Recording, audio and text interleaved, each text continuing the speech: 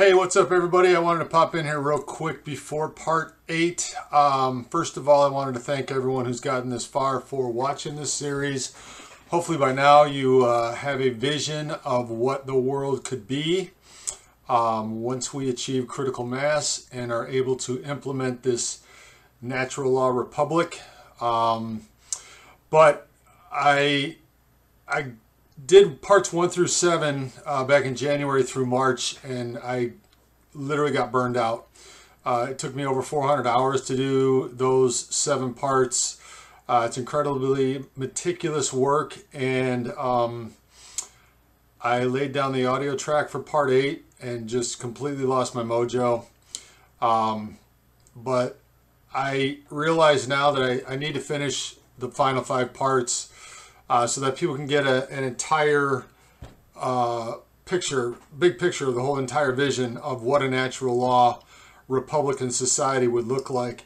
So I plan to finish part 8 here through parts 12 as audiobook format only, with just random video in the background. I do not have the time right now with everything going on to dedicate another 400 hours it would take to finish these 5 parts.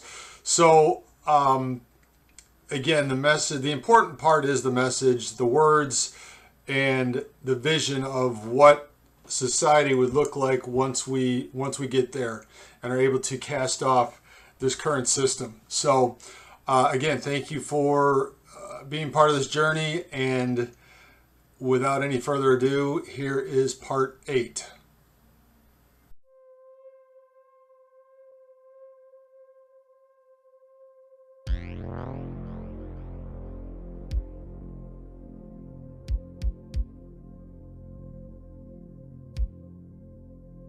Looking again at the current power structure of this world, I will now focus on the resource control level just above the supposed firewall of government, media, and education.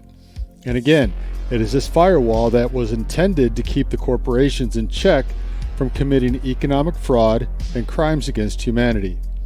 But like the firewall itself, the corporations are under the control not of government or we the people, but of the remainder of the power structure above their level on the pyramid.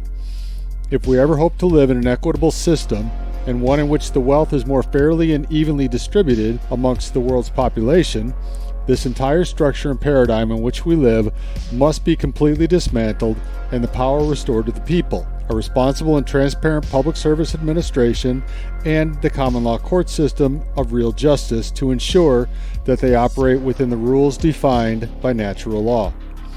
What very few realize is that the founding fathers of America were actually much more concerned about the power, growth, and control of the ever-expanding corporate British East India Company than they were of the power of the King of England. If you look at what the corporate overlords of the international central banking cabal, the World Economic Forum, and their supposed governmental body, the United Nations, want to do to the world and why, you'll begin to understand that they have created an agenda that places the full blame of all the problems in the world firmly at the feet of humanity itself. The plan to do this is clearly documented in numerous books, articles, white papers, and speeches given over the decades. And their final plans for humanity and its ultimate depopulation have also been engraved in stone as well.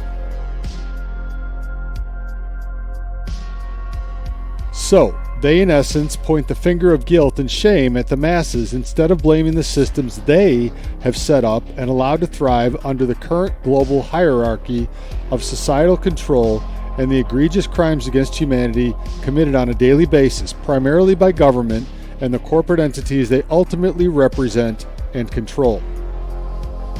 The hypocrisy is palpable once you see the aims and goals of the psychopaths who want to dominate everything on planet Earth for their own benefit and profit so that they can have the planet to themselves without the rabble and unwashed masses.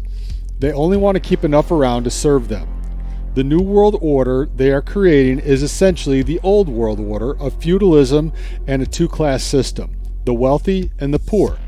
Only this time with a technological control mechanism never before available in history to impose their will upon the masses as they are now able to. And what we saw in 2020 will only continue to get worse should we allow them to remain in their positions of power and control over every aspect of society. The problems with our world are not due to the natural elements we're constantly told to fear by the controlled media outlets and propaganda they are incessantly spewing daily to create our submission, but rather in the manipulation and toxification of our planet by corporate interests who seek profit over responsibility and operate on a model of greed over natural balance. Our environment and climate are not suffering a crisis of an overabundance of carbon dioxide, which is part of the very life cycle itself, but of chemicals and toxic poisons as the result of irresponsible industrial production and actual weather modification programs that have been ongoing for decades, spraying billions of tons of heavy metals and nanoparticulates into our atmosphere on a daily basis. We are not suffering from Mother Nature lashing out, but of this illegitimate, ruling corporatocracy itself poisoning the very planet that sustains our lives. Is it time to rethink our entire perception of what corporations are and their overall responsibilities as entities themselves? If you look at many things in the world today, you see the toxic consequences of how massive corporations operate and the fact that they are allowed to by government itself, instead of government doing what it was enacted to do, and that is to protect the rights of the people. Everything is backwards and inverted. It's no wonder there is so much misery, hatred, and animosity in the world. We are not victims of a global pandemic at all. We are experiencing the negative consequences of a culture of toxicity and the after effects of buying into the entire socially engineered scam, which operates wholly in violation of numerous laws of nature. Mainstream media, entertainment, sports, politics, social media, and even everyday interaction with society in general have become incredibly toxic to our lives. And again, it is all made possible by the greatest enabler of bad habits and vices of them all, your big daddy government, who virtue signals daily that they are working hard in your best interest. And if you just give them a little more power and a lot more of your money, they will fix everything. Once again, excuse me while I go vomit.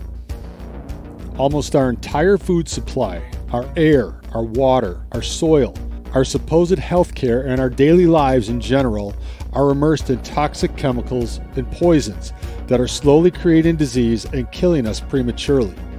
And in addition to the air we breathe, the water we drink, the medications we take, and the food we consume, our minds are inundated with toxic information as well that clouds our judgment, confuses our natural sensibility, and causes us to make very poor decisions for which the entire world bears the burden.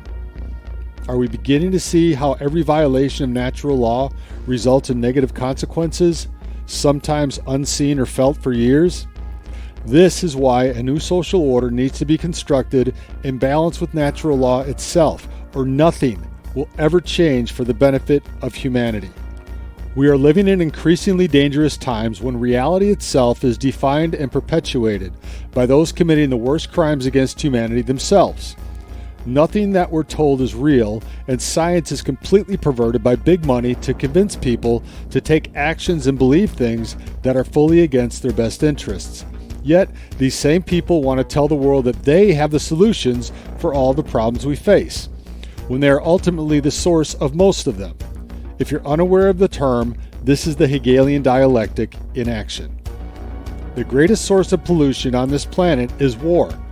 Yet it is an industrial complex that has been purposely grown and nurtured to become a weapon of resource control under the leadership of these psychopaths and accepted by the public as in their best interest for national security. The military-industrial complex has seen its most profitable 2 decades ever since the false flag attacks perpetrated by the same ruling criminal class on September 11, 2001. And as you'll see if you take a very close look at history, all wars have been perpetrated and created by the banking class who control the governments and the NGOs that currently run everything of importance in the corporate world. Is it perhaps time to create a system that removes their overwhelming power and illegitimate influence in the world and puts Pandora back in her box? It is possible once a critical mass has awakened to this reality and unites to form a new system that would keep the corporations in check and their power from corrupting any government, judicial, or public service entities ever again. The second greatest source of pollution on this planet is from corporate waste and production. Now, I'm not attacking free markets or capitalism because that is ultimately a major part of the solution for an abundant and thriving human experience on this planet. But what needs to be done is a system enacted that sets standards, regulations, and policies for the corporations who create the greatest devastation of ecosystems on this planet. And most of it is done because of one simple thing that could be changed immediately once a new system is implemented. That one thing is one of the first things we are taught in business school and finance classes, and it is a model for the utter destruction of the planet. It's called fiduciary duty. Does anyone know what the number one fiduciary duty is to every corporation under the sun? It's to maximize shareholder value at any and all cost. In this model, human life and nature itself are of little value other than the resources derived as cheaply as possible, and the profit and gain of the shareholder is the ultimate goal and aim. Maximizing the value of someone who owns some percentage of the company but has absolutely zero input into the production of any product or service is what drives outrageous salaries and bonuses for upper-level management at the expense of everything else. That sounds like a system which is designed to satiate greed, create greater economic inequality, and destroy everything in its path of scorched earth policy, and that's exactly the outcome we have seen manifest in our lifetimes. It's time that changed, and under a PSA type of system, that would be the first priority of corporate oversight set up and created to protect the sovereign individual and the planet's delicate balance of nature. But, to reiterate again, the only viable and feasible system for economic abundance and fairness is a truly free market capitalist system with fair competition that encourages innovation and progress. There is no doubt about that, and history has shown that the greatest amount of wealth and prosperity comes from a system of truly free market and competitive capitalism. But what needs to be put into place are limits and constraints on that type of system that honors people, nature, and integrity as the primary fiduciary duties of every corporation. People will still be allowed to invest in good ideas and companies, and there will be plenty of profits and return on investment to be made. However, as part of their articles of incorporation, every corporation would have to sign on to a corporate responsibility social contract that states their first fiduciary duty is to protect nature and respect humanity, and any violations of this contract would be settled in the common law court system. Because we must, first and foremost, protect our planet and home not only for ourselves, but for all future generations. We have allowed governments and corporations to destroy and devastate our planet, and they want to turn the finger around at us and put the blame fully on the people? The sanctimonious nerve of these people knows absolutely no boundaries. They could have and should have been doing the right thing all along, but we have allowed them to take control of government and the legislative process via lobbying with their ill-gotten profits and turn the system against the people and the planet's delicate ecological balance, and all for their greedy benefit. Thus, one of the most important duties and responsibilities of the Public Service Administration in a natural law republic would be to regulate and monitor the corporations who operate under the rules and laws set by the PSA in accordance with common and natural law.